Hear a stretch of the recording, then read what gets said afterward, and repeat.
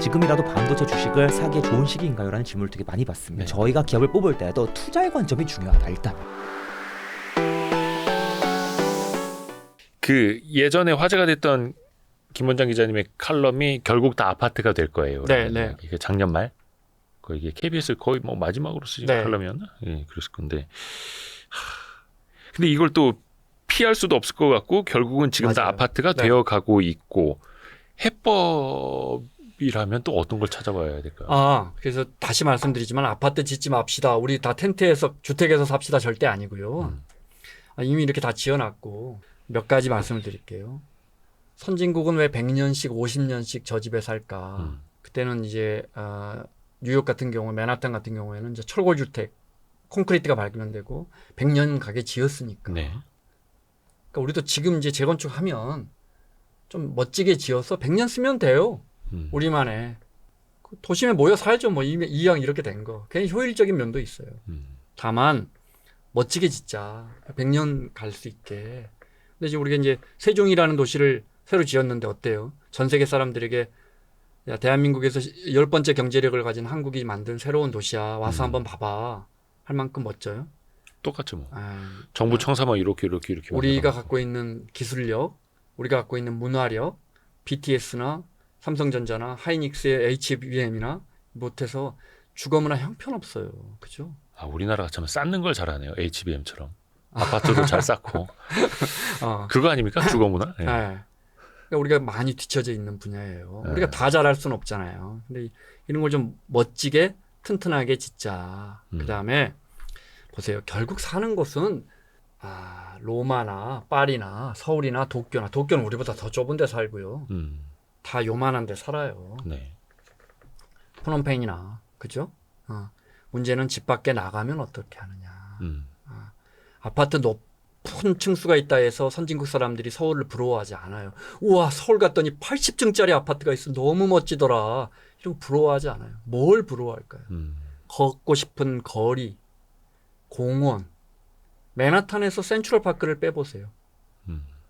전 거기서도 살아봤는데 맨하탄 아무것도 없어요. 진짜. 개똥하고 차 막히는 거, 차 세우면 바로 딱지 끊기고 인종차별, 겨울에 춥고 물가 비싸고. 센트럴파크가 있어요. 네. 어마어마하게 커요. 예. 센트럴파크 밑으로 쭉쭉쭉 공원이 계속 이어져요. 우리는 우리 같았으면 그 센트럴파크 반만 줄이고 거기다 아파트 지어서 공공분양하자 이 얘기 나왔을 텐데. 벌써 용산에 미군기지 떠났는데 아파트 짓자는 이야기 나오잖아요. 예. 공공임대를 뭐. 뉴욕 사람들이 좀 한심하네요. 그러니까요. 그 알짜땅이 말이야. 그 도시는 무엇으로 평가받는가. 예. 방콕 가면 방콕 그 큰 시내 방콕 800만 명이 살고 그 외국인들이 많이 오는데 벤츠 하나가 없어요. 비도 많이 오고 더워서 그런 것도 있지만 공원이라고는 딱 2개밖에 없어요. 벤치? 예, 벤치가. 저는 벤츠가 없다 벤츠는 그래가지고. 정말 많아요. 검소하구나 이 생각하고 있었는데. 벤츠가 거의 없고요. 예. 걷는 게 익숙하지 않을까. 이제 더위하고도 좀 관련이 있지만 공원이라는 게 딱 2개밖에 없어요. 우리 계속 공원 넓히고 있잖아요. 무슨 말씀을 드리고 싶냐면 주택을 콘크리트로 지어놨으니까 주택을 나가서라도 우리가 멋지게 살 수 있는 방법은 공원을 넓히고 지금 근데 우리가 공원 계속 확대하고 있잖아요. 좋은 공원들이 계속 늘어나고 있어요. 공원이요? 공원 많이 늘어났죠. 선유도 공원도 멋지고 서울 시내에 멋진 공원들이 계속 늘어나고 있어요. 서울공원도 멋지고 더 작은 공원, 큰 공원 많이 넓히고. 네. 그러니까 한강변 아파트들 재건축하면서 기부 체납하면서 앞쪽을 정부가 서울시가 기부 체납이라고 해요. 그래가지고 이제 한강변 고수부지에 거기 이제 공원이나 도서관 같은 걸 세우는데 주민들이 되게 싫어하죠. 내 땅을 뺏어가면서 왜 한강변을 뺏어가느냐. 근데 그것도 한번 생각해 보세요. 그 앞에 공원이 생기면 그건 내 공원이에요. 물론 다른 시민들과 같이 쓰지만. 네. 대신에 용적률을 많이 높여주잖아요. 네네네. 그죠? 그러니까 그것도 좀 열린 마음으로 보면 좋겠어요. 그래서 제가 이제 방콕 특파원을 했기 때문에 방콕에 대한 예를 하는데 제가 우리 주거 문화에 대해서 비판 많이 했지만 방콕 살아보면 정말 우리 주거 문화가 발전해 있어요. 짜오프라야강 아무도 접근해서 그 옆에서 누워가지고 잔디밭에서 놀 수 없어요.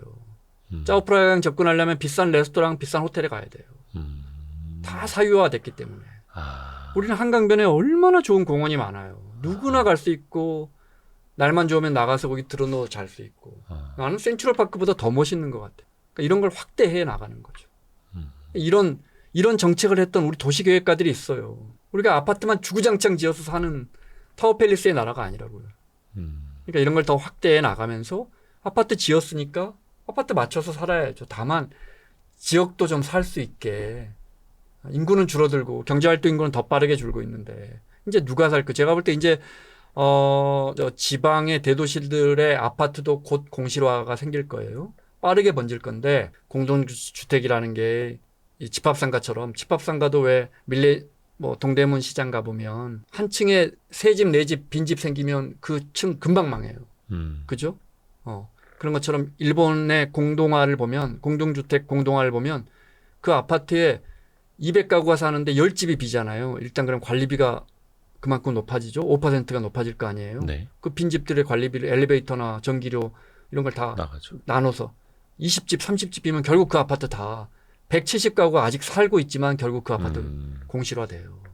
우리 지방 급속도로 될 건데 그런데 서울에 이렇게 지금 10층짜리를 20층, 30층, 40층 분당에 40층 이렇게 할 때인가. 그거 하자고 했으면 해야죠. 더 빨리는 안 했으면 좋겠어요. 생각해보면서 하면 좋겠어요. 우리가 아파트를 원하지만. 저도 아파트 한 채 공짜로 주면 좋겠어요. 그러니까 우리가 공급이 나쁘다는 게 절대 아니에요. 네. 한번 생각해보고 또 하나 드리고 싶은 말씀은 새로 지은 이제 고급 아파트 이야기인데 커뮤니티가 좋아지면서 아파트가 폐쇄된 조직만은 아니더라고요. 이제 저희 아파트 단지만 해도 그런 커뮤니티가 거의 없었는데 제가 외국 살다가 왔더니 어르신들 강의가 30개, 40개, 지금 60개 정도 되더라고요. 엘리베이터에 붙어져 있는데. 어르신들 강의가요? 커뮤니티에서 해주는 강의. 그럼 그분들이 모여서 수업도 배우고 볼륨 댄스도 배우고 시니어 모델 과정은 계속 늘어나대요. 네. 시니어 모델 과정은. 나 그 굉장히 독특한 문화 현상이라고 봐요. 어르신들이 멋지게 옷 입고 거기서 친구들 만나서 차 마시고 어차피 저녁에는 또 손주들 봐줘야 되는데 그렇게 커뮤니티가 살아나면 그러면 차가운 콘크리트만의 아파트는 아닌 거잖아요. 그렇죠? 우리 재택 문화도 점점 많아져서 우리 코로나 이후에 집에서 일하는 분들도 늘고 있고 이분들은 뭔가 그 아파트 공간 안에서 사람을 만나야 할 거예요. 그런 것도 좀 확대하면 좋겠어요. 우리가 차가운 콘크리트에 살면서 이게 뭐냐 백야드 하나 없이 라고 말씀드렸지만 그 안에 사람들이 서로 얼굴을 알고 지내고 그 안에서 할 일이 생기고 그 안에서 봉사활동을 하고 서로 즐기고 그 안에 돈 벌 일이 생기고 하면 아파트도 나름 살만한 공간이 되는 거예요. 우리가 커뮤니티라고 부르는 게 대부분 이제 커뮤니티 시설, 헬스장, 수영장 얼마나 잘 돼 있고 막 조식 제공하는 아파트까지 나오고 막 이런데 사실은 그 커뮤니티의 핵심은 사람이라는 걸 또 잊어서는 안 될 테고. 네. 이왕 이렇게 콘크리트로 지어놨으니까 지을 때 멋지게 지어서 100년 가게 짓고, 그 유럽과 미국의 100년 된 주택들은 그 국가들이 가장 흥했을 때 나온 도시 형태예요. 대한민국은 지금 제가 볼 때 제일 흥해요. 이럴 때 이제 우리가 멋지게 짓는 거예요. 그리고 50년, 100년 쓰면 되는 거예요. 몇 년 전에 본 기사인데 서울에 어떤 그 명품 아파트가 있다라고 해서 찾아보니까 되게 오래된 아파트였더라고요. 저층. 거기에 경비 아저씨가 병가를 쓰고 이제 좀 편찮으셔서 출근을 못하니까 아파트 주민들이 돌아가면서 경비실을 지키기도 하고 같이 아파트도 청소도 하고 근데 거기 뭐 장관 출신들도 살고 있고 뭐 어마어마한 분들이 살고 있는데 되게 그냥 오래된 아파트인 그래서 저게 진짜 명품 아파트인데 라는 생각도 들고 근데 김원정 기자님 방금 해주신 말씀이나 이런 사례를 보면은 아주 특수한 하고 이례적인 어떤 그냥 너무 동화 같은 이상적인 모습 아닌가라는 생각이 들기도 하고요. 누가 살고 있느냐를 알면 물론 사이가 안 좋아질 수도 있지만 거기가 훨씬 따뜻한 공간이 되죠. 신영복 선생님이 층간소음에 대해서 정말 명언을 하신 게 있어요. 위층 아이 이름만 알면 그 집 딸그락거리는 소리 그렇게 귀에 거슬리지 않는다. 진짜 저는 명언이라고 봐요. 내가 아는 애가 뛰면 그게 소음이 아니에요. 그렇죠, 사실은. 서로 알고 지내면 우리가 그렇게 문화를 만들어야죠. 어떻게 허물 거예요, 이제? 이거 다 허물어? 미국처럼 그런 주거 문화 만들어? 어쩔 거예요. 여기서 우리가 잘 맞춰 살아야죠. 그렇죠. 좋든 싫든 이 아파트 공화국에서 맞추면서 살아가야 되는 거고. 오늘 이제 김원장 기자랑 함께하고 있는데요. 우리 준비한 이야기는 여기까지 하고 최근에 좀 핫한 이야기. 근데 또 이제 다른 데서 다 하는 이야기는 하기 싫다고는 하십니다만. 네, 뭐든 물어보세요. 근데 진짜 사람들이 제일 궁금한 게 그거잖아요. 결국은 이제 집값이 어떻게 될 것인가. 또 최근에 보면은 집값 조금 하락론을 이야기해 주셨던 분들의 영상에 악플이 달리기 시작했습니다. 안 떨어지니까. 그러니까 오히려 서울은 이제 회복 거의 다 네. 했다. 근데 막 이제 이러니까. 그분들 비판하고 싶은 생각은 없어요. 저도 40대 초반에 되게 집값 많이 떨어진다는 이야기 많이 했고 이런저런 통계로 안 떨어질 수 없다고 생각했는데 네. 우리가 시장에서 이 앵커 너무 잘 알잖아요. 가격을 예측하는 것만큼 정말 의미 없는 일은 어렵죠. 없는 것 같아요. 네. 네. 아니 파월이 인플레 예측하는 거하고 똑같은 거 아니에요? 거기도 파월이 틀리네. 도대체 인플레 관련해서 비율을 몇 번을 바꿨어요. 그런데 우리 같은 사람들이 시장 가격을 예측한다는 건 참 어려운 이야기죠. 수많은 변수가 있기 때문에. 제가 예를 들어 이 예를 잘 써요. 2006년, 7년도에 이제 집값이 미국이나 우리나 꺾이기 시작하면서 2014년까지 꺾이는데 서프라임 모기지 오고 2008년도에 글로벌 금융위기가 오면서 이제 금리를 다시 높이고 그래서 이제 그 위기가 왔고 다시 낮췄지만 그게 한 6, 7년 더 가서 2014년 말에 이제 박근혜 정부에서 이제 금리를 낮추고 주택 관련 규제를 풀면서 집값이 오르기 시작했는데 이게 우리가 늘 말하는 공급과 관련 있느냐 아니면 정책과 관련 있느냐 네. 사실은 금리 때문에 2001년도에 급격하게 글로벌 금리가 낮아지면서 미국 주택 경기에 불이 붙으면서 우리도 붙은 거거든요. 그 금리는 왜 낮아졌는지 알아요? 2001년도 9월 11일 때문이에요. 9.11 테러 때문에. 9.11 테러 때문에 그 전에도 한 단계 낮췄지만 5%였던 미국 연준이 그걸 이제 1, 2년 동안 1%로 낮추면서 코로나 때하고 거의 똑같아요. 그러면서 이제 주택 시장에 불이 붙었죠. 그게 이제 2006년 말에 서프라임 모기지로 결국 폭탄이 터지는데 그러면 보세요. 2006년, 7년부터 2017년까지 집값으로 이익 본 사람, 손해 본 사람들은 결국 오사마 빈 라덴 때문에 그렇게 된 거예요. 따져보면. 시장을 예측한다는 게, 과학적으로 예측한다는 게 되게 어려운 일이에요. 그래서 제가 경제부 기자 있고 주택 담당 기자로 오래 있으면서 느낀 건 시장에 대해서 함부로 예측하면 안 되겠다. 우리는 알 수 없다, 미래를. 그러게요. 보통 이제 그 부동산 약세장은 한 5년 이상 간다라는 이야기들도 있었는데 방금 이야기해 주셨던 그 2014년까지의 약세장도 되게 길었고 근데 모르겠습니다. 이번에는 거의 한 2년 정도 단기 조정? 근데 이거는 또 서울만의 일일 수도 있고 지방은 완전히 지금 여전히 냉각되어 저는 있고 강남 불패, 서울은 안 떨어져. 지방은 뭐 저는 그런 건 믿지 않고요. 떨어지면 다 같이 떨어지고요. 그거는 마치 삼성전자 주식은 안 떨어져. 이런 거하고 똑같은 거예요. 과거에 집값이 밀릴 때 보면 2003년도, 그다음에 2007년도, 그래서 2014년 밀릴 때 보면 강남 더 떨어져요. 네. 근데 이제 앞으로 어떤 시장이 펼쳐질지 모르지만 그 강남은 안 떨어져. 이런 건 매우 단순한 생각 같아요. 그렇죠. 근데 네. 또 회복을 할 때는 가장 먼저 회복을 하는 건 또 사실이고요. 글쎄 그것도 뭐 선행한다고 하는데 그것도 또 다 한 30년 시계열로 보면 꼭 그런 것도 아니에요.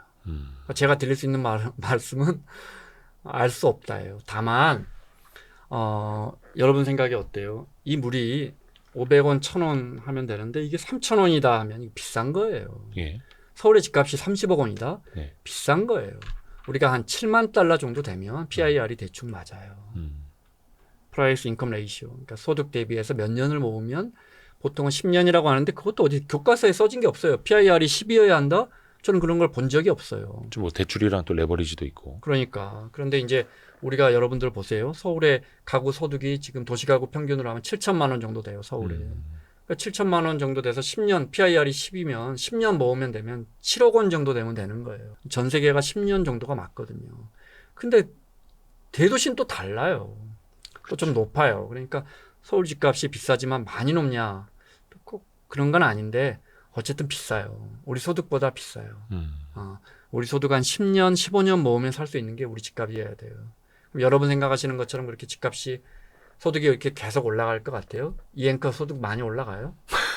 쉽지 않죠. 그 집값은 언젠가 내려요. 그럼 언제 내릴까? 전 세계 유별난 집에 대한 소유 욕구가 사라질 때. 근데 그게 저는 빨리 올 거라고 생각했는데 생각보다는 빨리 오지 않고 보면 지금도 보면 집값이 좀 내리면 들어가야겠다는 분들이 너무 많잖아요. 네. 그다음에 두 번째는 정책을 무시하면 안 돼요. 중앙은행과 정부도 늘 시장에 밀리지만 또 정책 내놓고 나면 늘 부작용이 나오지만 정책을 무시하면 안 돼요.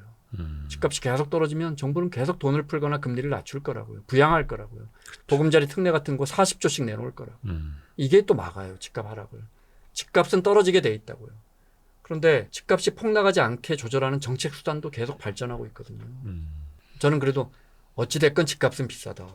결국은 살 사람이 없기 때문에 집값은 내려온다고 보지만 이런 것들을 무시하면 안 된다. 그리고 집에 대한 욕구가 진짜 한국 사람들 정말 말도 못하게 심해요. 그 며칠 전에도 뭐 저 지방에서 할인 분양 받은 분들 입주 못하게 해갖고 들어놓고 시위했잖아요. 네, 할인 전 분양하면 세계에 안 된다. 이런 우리는 집은 우리 인생이에요. 이 욕구가 굉장히 강해요. 그렇지만 또 자산시장에 연착륙은 없다. 이 앵커가 잘 알잖아요. 우리가 그만큼 욕구가 강한 만큼 그 욕구는 두려움과 비례해요. 그래서 주택이라는 재화는 아주 독특해요. 이게 10억짜리인데 11억? 그러면 사람들이 이게 눈여겨봐요. 13억 되면 살려고 해요. 15억 되면 못 사서 안달이에요. 맞아요. 이게 운동화나 노트북하고 아주 다른 재화예요. 근데 이게 반대로 이게 9억이 되잖아요. 사람들이 사요. 떨어졌구나.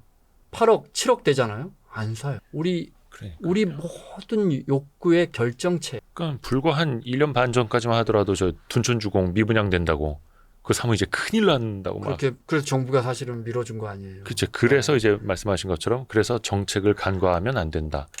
그건 이제 사실 예상할 수 없는 그런 또 변수가 돼버리니까. 그렇죠. 그렇지만 그 정책도 한계가 있을 것이고 근본적으로는 사람이 없잖아요. 누가 살 거예요? 과연 먼저 오른 서울 집값이 지방의 집값을 순차적으로 끌어올릴 것인가, 아니면 공동화되고 있는 지역의 집값이 서울 집값까지 끌어내릴 것인가, 아니면 서울과 지방은 아예 다른 세상이 될 것인가. 저는 이게 참 궁금하더라고요. 쉽지 않아요. 우리 이미 탄환을 많이 썼어요. 우리 천조원이라는 가계부채로 집을 많이 사놨기 때문에 탄환을 끌어내기도 쉽지 않고 계속 저금리로 가자니 단기적으로는 가계부채 때문에 저금리도 쉽게 금리 인하를 못하고 우리 중앙은행은 여러모로 저는 쉽지 않고 지방은 정말 누가 살 거예요. 물론 필리핀이나 태국에서 오신 분들도 아파트를 사주겠지만 누가 살 거예요. 어떤 분들이 그래요. 그래도 다들 강남으로 원하니까 강남은 떨어지지 않겠냐. 강남은 저는 비싼 아파트는 저는 10몇 년 전에 제가 썼던 칼럼 중에 1억짜리 아파트 나올 거다. 평당. 어디에서요? 서울에서. 서울에서. 네. 네. 지금 뭐 1억짜리 아파트 흔해지고 있죠. 네, 평당 1억짜리 아파트가. 근데 그분들이 일반적이라고 할 수는 없고 한남더일 뭐 이런 아파트들이 그냥 초고 자산. 네, 그런 자산은 그거는 우리 같이 소나타나 그랜저 타는 사람들이 람보르기니가 원래 3억짜리가 5억이 됐으니까 내 그랜저도 최소 7천만 원은 갈 것 같아. 그거는 그 시장은 전혀 이 시장 경제 우리 수요 공급하고 맞지 않고 나머지 시장은 강남을 원하니까 강남 가격은 떨어지지 않을 것이다. 강남에 있는데 성수동의 주택이 33억짜리가 새로 나왔는데 너무 괜찮아. 근데 그게 금매로 29억이 됐어. 나 옮겨갈 것 같은데요? 성수동 멋진 도시인데요? 멋진 곳인데요? 그럴 수 있죠. 네. 뭐 레벨이 얼추 이제 비슷하니까요. 그러니까요. 왜 강남에만 꼭 살아야 돼요? 다른 데에 대체할 수 있다면?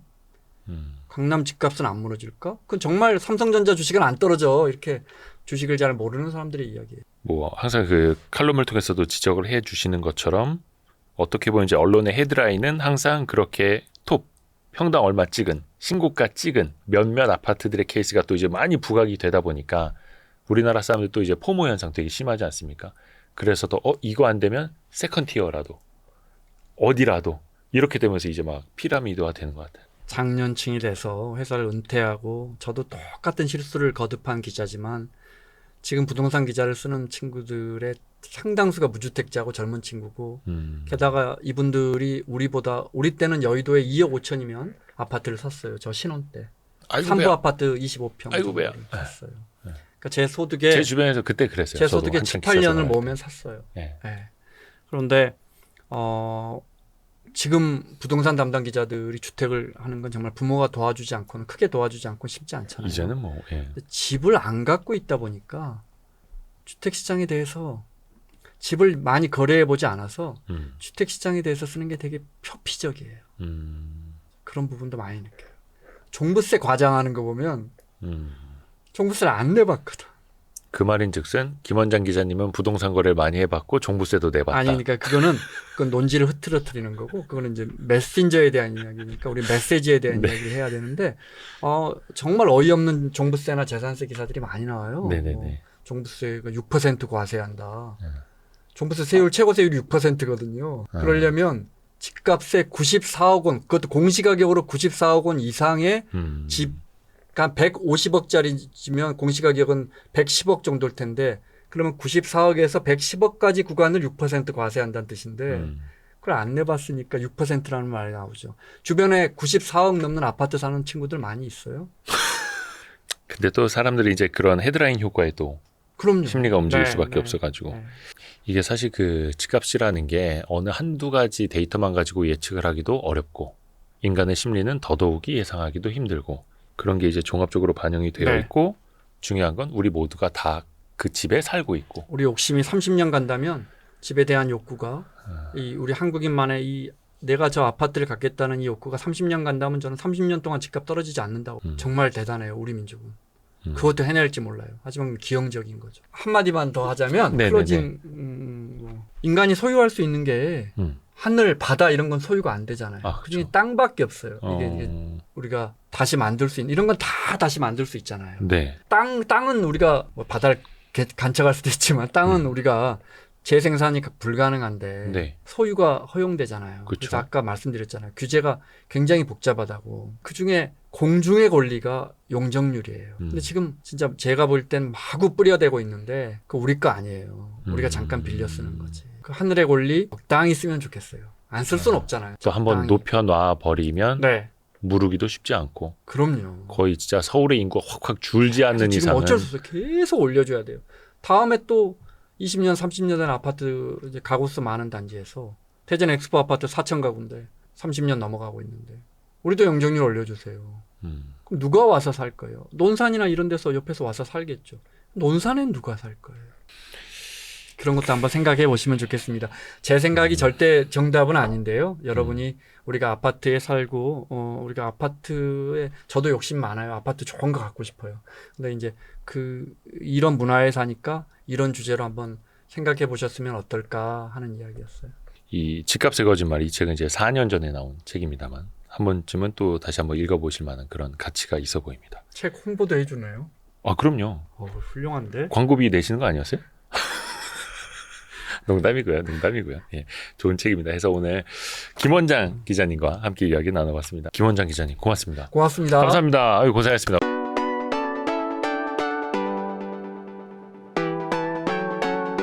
다음번 상승 사이클을 기대하면서 지금이라도 삼성전자, 하이닉스 주식을 사모으면 좋을까요? 지금이라도 반도체 주식을 사기에 좋은 시기인가요? 라는 질문을 되게 많이 받습니다. 투자자는 투자자다워야 된다. 그러면 저희가 기업을 뽑을 때도 투자의 관점이 중요하다. 일단